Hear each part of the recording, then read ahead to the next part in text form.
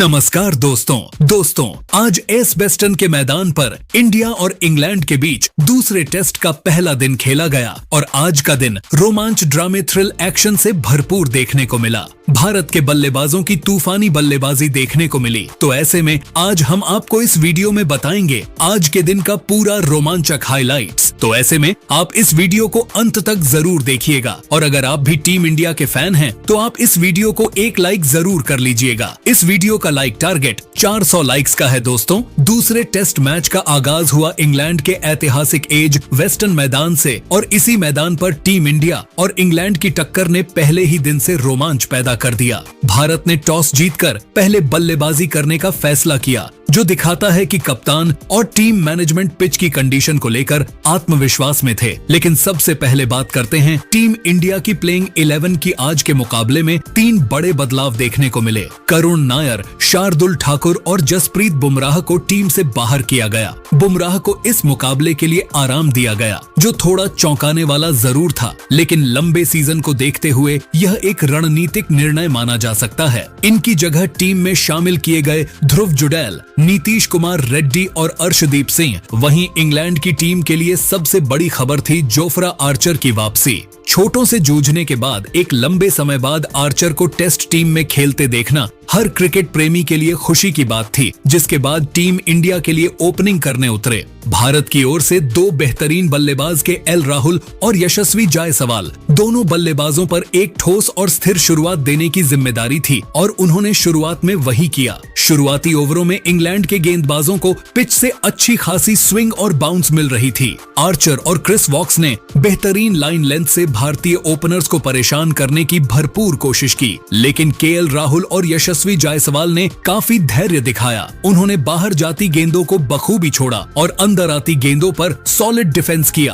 पहले 10 ओवर तक स्कोरबोर्ड थोड़ा धीमा जरूर था। टीम इंडिया के खाते में सिर्फ 25 रन थे, लेकिन विकेट सुरक्षित थे। इसके बाद धीरे धीरे भारत की पारी ने रफ्तार पकड़ी। यशस्वी जायसवाल अब अपने असली अंदाज में आ चुके थे। बेन स्ट्रोक्स के एक ओवर में उन्होंने लगातार 3 चौके जड़ दिए, एक खूबसूरत कवर ड्राइव, एक दमदार स्ट्रेट ड्राइव और फिर एक शानदार पुल शॉट। पूरे मैदान में भारतीय फैंस खुशी से झूम उठे कि एल राहुल भी पीछे नहीं रहे। उन्होंने अपनी क्लासिक टेक्निक के दम पर बाहर की गेंदों को बखूबी टाइम किया और शानदार कवर ड्राइव से चौके लगाए। टीम इंडिया का स्कोर अब 50 रन के पार पहुंच चुका था और ऐसा लग रहा था जैसे भारत एक बड़े स्कोर की ओर बढ़ रहा है। लेकिन क्रिकेट की खूबसूरती यही है कि यह खेल कभी भी रुख बदल सकता है। सेशन के आखिरी कुछ ओवर बचे थे और इंग्लैंड को अब तक कोई विकेट नहीं मिला था, लेकिन तभी जोश टंग ने यशस्वी जायसवाल को एक बाहर जाती गेंद पर बीट किया और स्लिप में एक बेहतरीन कैच के साथ इंग्लैंड को पहली सफलता मिली। जायसवाल ने 41 रनों की उपयोगी पारी खेली, जिसमें 6 शानदार चौके शामिल थे। उनके आउट होने के बाद नंबर 3 पर बल्लेबाजी करने आए साई सुदर्शन, जो हाल ही में शानदार फॉर्म में दिखे हैं। हालांकि उनके पास सेशन खत्म होने तक ज्यादा गेंदें नहीं थीं, लेकिन उन्होंने केएल राहुल के साथ मिलकर बचे हुए 3 ओवर संभाल कर खेले और कोई और विकेट नहीं गिरने दिया। पहले सेशन के अंत में टीम इंडिया का स्कोर था 84 रन पर 1 विकेट के एल राहुल 31 रन पर नाबाद थे और साई सुदर्शन 4 रन पर नाबाद क्रीज पर थे। कुल मिलाकर पहले दिन का पहला सेशन संतुलित रहा। भारत ने शुरुआती मुश्किल परिस्थितियों को बखूबी संभाला, विकेटों की कीमत को समझा और बाद में मौका मिलते ही रन भी बनाए। इंग्लैंड की गेंदबाजी में धार तो थी, लेकिन भारतीय बल्लेबाजों का संयम काबिल ए तारीफ रहा। अब बारी थी दोपहर के सेशन की, जिसके बाद जैसे ही लंच ब्रेक खत्म हुआ, एक बार फिर मैदान पर लौटे टीम इंडिया के 2 खतरनाक बल्लेबाज के एल राहुल और साई सुदर्शन पहले सेशन में एक मजबूत नींव रख चुके। दोनों बल्लेबाजों के इरादे अब और भी ज्यादा साफ नजर आ रहे थे। अब समय था उस नींव पर मजबूत इमारत खड़ी करने का। दूसरे सेशन की शुरुआत में ही दोनों बल्लेबाजों ने अटैकिंग रुख अपनाया, खासकर साई सुदर्शन, जिनकी बॉडी लैंग्वेज से लग रहा था कि आज वो किसी भी मौके को हाथ से नहीं जाने देंगे। उनके स्ट्रोक्स में आत्मविश्वास था और टाइमिंग शानदार। वहीं के एल राहुल अपने अनुभव और क्लासिक बैटिंग के साथ हर गेंदबाज को सोचने पर मजबूर कर रहे थे। भारत का स्कोर जल्द ही 100 रन के पार पहुंच गया और अब दबाव शिफ्ट हो चुका था इंग्लैंड की ओर, क्योंकि पिच अब थोड़ी सूख चुकी थी और आसमान से निकलती धूप बल्लेबाजों के लिए अनुकूल माहौल बना रही थी। गेंद अब उतनी मूव नहीं कर रही थी जितनी पहले सेशन में कर रही थी केएल राहुल ने जैसे ही यह महसूस किया, उन्होंने इंग्लैंड के स्पिनर सोहेब बशीर पर धावा बोल दिया। एक ही ओवर में उन्होंने 4 अलग अलग दिशाओं में चौके लगाकर दर्शकों को झूमने पर मजबूर कर दिया। कोई कवर ड्राइव, कोई स्वीप, कोई स्ट्रेट शॉट, हर एक शॉट में क्लास झलक रही थी। उसी ओवर में उन्होंने अपना अर्धशतक भी पूरा कर लिया और भारत की कमान पूरी तरह से अपने हाथ में ले ली। दूसरी तरफ साई सुदर्शन भी अब पूरे फॉर्म में आ चुके थे। राहुल के साथ उनकी अर्धशतकीय साझेदारी पूरी हुई और ऐसा लग रहा था जैसे दोनों बल्लेबाज इस पिच पर किसी तरह का खतरा महसूस नहीं कर रहे थे। साई की फुटवर्क और राहुल की तकनीक ने इंग्लैंड के गेंदबाजों को पूरी तरह से बैकफुट पर डाल दिया था, लेकिन तभी मैच ने एक बार फिर करवट ली। बन स्ट्रोक्स, जो अपनी चालाकी और माइंड गेम्स के लिए जाने जाते हैं, उन्होंने साई सुदर्शन के खिलाफ एक ट्रैप बिछाया। उन्होंने फील्ड में लेग स्लिप लगाया और गेंद को उसी दिशा में पिच कराया जहां से बैट से लगकर गेंद बन डकेट के हाथों में समा गई और बस टीम इंडिया को मिला दूसरा झटका। साई सुदर्शन ने 40 रन की शानदार पारी खेली। यह भले ही अर्धशतक से थोड़ी कम थी, लेकिन उन्होंने दिखा दिया कि उनमें टेस्ट क्रिकेट का टेम्परामेंट है। इस विकेट के साथ भारत का स्कोर हो गया 146 रन पर 2 विकेट। अब बारी थी कप्तान शुभमन गिल की। गिल क्रीज पर आए और आते ही एक शानदार चौका जड़ दिया, जैसे वह गेंदबाजों को बता रहे हों, मैं यहाँ रुकने आया हूँ। उनके बैट से निकला वो कवर ड्राइव इतना सटीक और खूबसूरत था कि कमेंट्री बॉक्स से भी वाह वाह की आवाजें आने लगी। गिल और राहुल के बीच का तालमेल भी शानदार दिखा। दोनों के बीच रनिंग बिटवीन द विकेट लाजवाब थी। राहुल अब तक सेट हो चुके थे और उनके स्ट्रोक्स में निखार आ चुका था। वहीं गिल धीरे धीरे अपने आत्मविश्वास के साथ पिच पर टिकते जा रहे थे। फास्ट बॉलिंग के खिलाफ उनका डिफेंस काफी ठोस दिखा और स्पिन के खिलाफ तो वो पिच पर नाचते नजर आए। कदमों का इस्तेमाल करते हुए उन्होंने 2 शानदार ड्राइव्स भी निकाली। जैसे जैसे सेशन अपने अंत की ओर बढ़ा, दोनों बल्लेबाजों ने अपनी अप्रोच को थोड़ा बदलकर डिफेंसिव मोड में डाल दिया। अब फोकस था विकेट बचाना और टिके रहना। सिंगल डबल लेकर स्कोर को आगे बढ़ाया और किसी भी तरह का अनावश्यक रिस्क नहीं लिया। सेशन के अंत तक टीम इंडिया का स्कोर हो चुका था 188 रन पर 2 विकेट। केएल राहुल 88 रन पर नाबाद थे और गिल ने भी 24 रन जोड़ लिए थे। दूसरे सेशन में भारत ने न सिर्फ विकेट्स बचाए बल्कि इंग्लैंड पर मानसिक दबाव भी बनाया। दोस्तों, लंच और टी ब्रेक के बाद अक्सर टेस्ट क्रिकेट में खेल की गति धीमी पड़ती है, लेकिन जब टीम इंडिया तीसरे सेशन में मैदान पर लौटी तो जैसे मैच में नई जान आ गई। केएल राहुल और शुभमन गिल ने जिस इरादे से बैटिंग शुरू की वो साफ बता रहा था, अब इंतजार नहीं, अब वार होगा। टी ब्रेक के तुरंत बाद भारत के इन दोनों सेट बल्लेबाजों ने इंग्लैंड के गेंदबाजों पर काउंटर अटैक शुरू कर दिया। मैदान में माहौल अचानक से बदल गया था।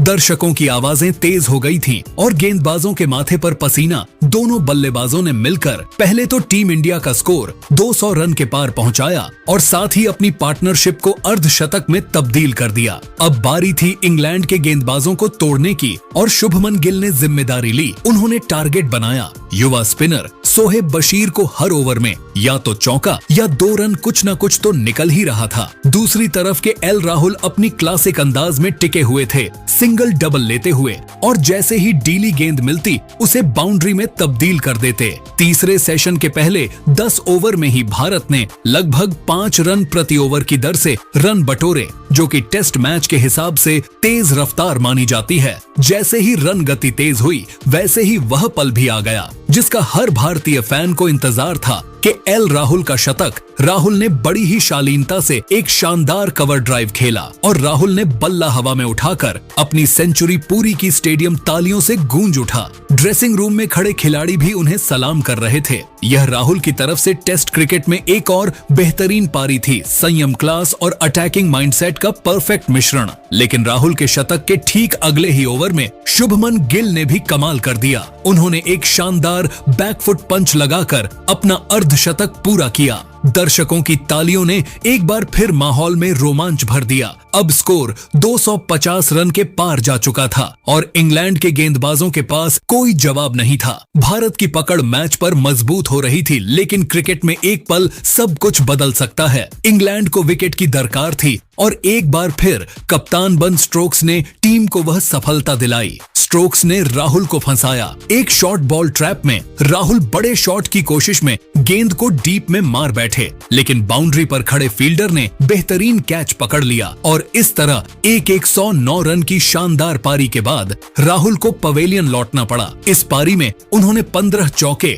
और एक शानदार लगाया। अब बल्लेबाजी करने आए टीम इंडिया के उपकप्तान और फैंस के चहेते ऋषभ पंत ने आते ही अपने इरादे साफ कर दिए। शुरुआती 2-3 गेंदों पर भले ही उन्होंने वक्त लिया, लेकिन फिर उन्होंने वही किया जिसके लिए वह जाने जाते हैं। आक्रामक बैटिंग सोहेब बशीर के ओवर में उन्होंने 2 और 1 चौका जड़ दिया। मैदान में सन्नाटा पसर गया, फिर गूंज उठी तालियों की आवाज और पंत के नारे। अब गिल और पंत दोनों क्रीज पर थे। एक तरफ तकनीक और संतुलन का प्रतीक शुभमन गिल और दूसरी तरफ तूफान की तरह बरसते हर्ष पंत। दोनों ने मिलकर टीम इंडिया के स्कोर को 300 रन के पार पहुंचा दिया। इंग्लैंड के गेंदबाज थके हुए और हताश नजर आ रहे थे। कप्तान स्टोक्स हर दिशा से गेंदबाज बदल रहे थे, फील्डिंग में फेरबदल कर रहे थे, लेकिन भारतीय बल्लेबाजों को रोकना मुश्किल हो रहा था। शुभमन गिल ने भी अब संभल कर लेकिन प्रभावी खेल जारी रखा। खराब गेंद मिलने पर वह पीछे नहीं हटे और चौकों से दर्शकों का मनोरंजन करते रहे।